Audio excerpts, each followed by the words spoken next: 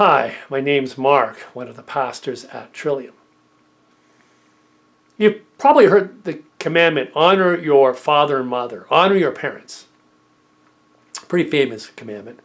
I think it goes far beyond simply honoring our parents, as important as that is. It's about a whole way of interacting with the past. You see, we live in a culture today that's hypercritical of the past. It has almost a vicious take on the past. And at the core of this evaluation of the past that I see unfolding in our culture is this notion that we would have handled it better than they did. We would have managed their circumstances better than they did. And I'm thinking to myself, on what basis do we make this evaluation? On what basis do we evaluate the past in this way? We don't have all the information. In fact, often our understanding of the past is a caricature, a gloss of the truth.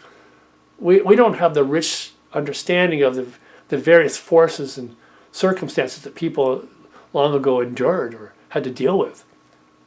We caricature the past and then we judge it and we find it wanting. And I think that's what I did with my own parents.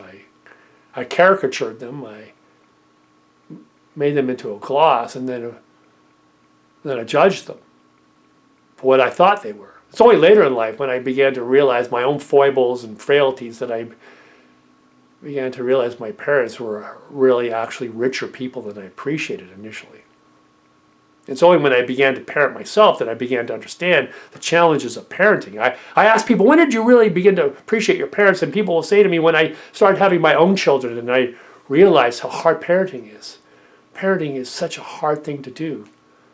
And when we begin to realize that, we begin to have softer eyes to our own parents. You know, one of the hardest experiences in parenting is beginning to see yourself through your children's eyes. It's a very rigorous experience to see yourself through your children's eyes. Our children are often relentless and brutal in their honesty. And there's a demotion that occurs for us with them. They begin to see us as we are. We're fragile, flawed people. They begin to see us the way we saw our own parents when we were their age, as fragile, flawed people.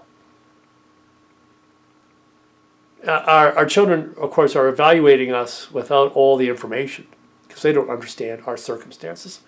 A lot of times they don't know where we came from or what we're up against in life. And so maybe later on in life when they go through their own grappling with their own foibles and frailties and when they have their own children, maybe we'll experience their merciful and soft eyes towards us.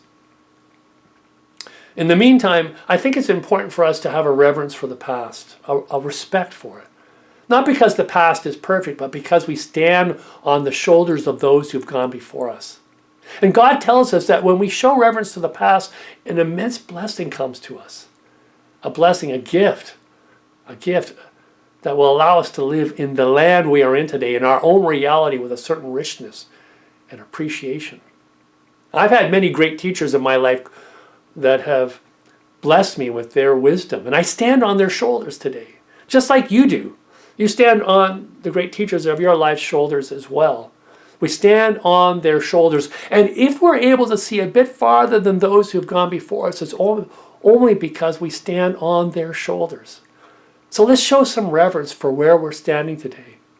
And hope that someday people will be able to stand on our fragile and frail shoulders and look out even a bit farther than we could.